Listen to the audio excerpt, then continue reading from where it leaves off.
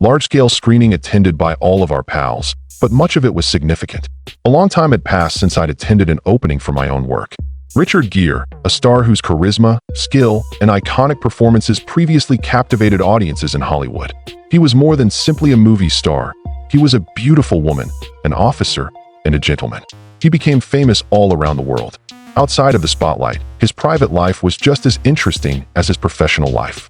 But beneath the glitz and splendor, he had hardships, tragedies, and life-altering experiences. At 76 years old, his life has changed drastically from what people recall. When he does make an appearance in public, it's hard to notice the transformation. Come along as we examine his life's trajectory and current state in further detail. Background and formal schooling. Richard Gere came into this world on August 31st, 1949, in the city of Philadelphia. Doris and Gere was a housewife, and her husband, Homer George Gere, was an insurance agent.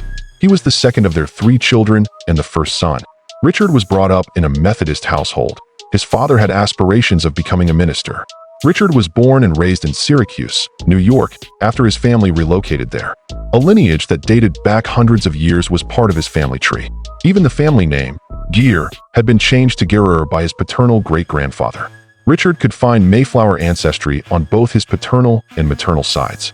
He was personally related to the Pilgrims through his family tree, which included William Brewster, Francis Cook, and Richard Warren.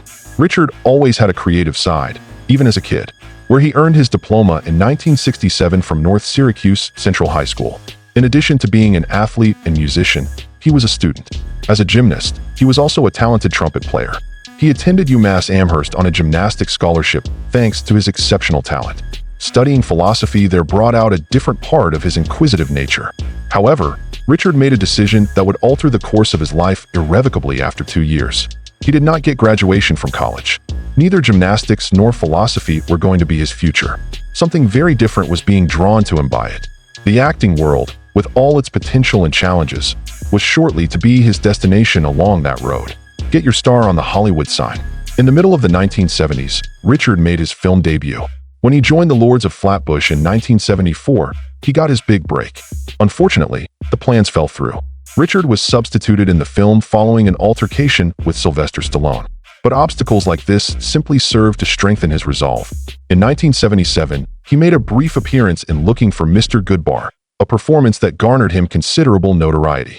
After that, Terrence Malick's 1978 film Days of Heaven followed. The picture was well received, and Richard's career took off from there. The 1980 film American Gigolo marked the true turning point.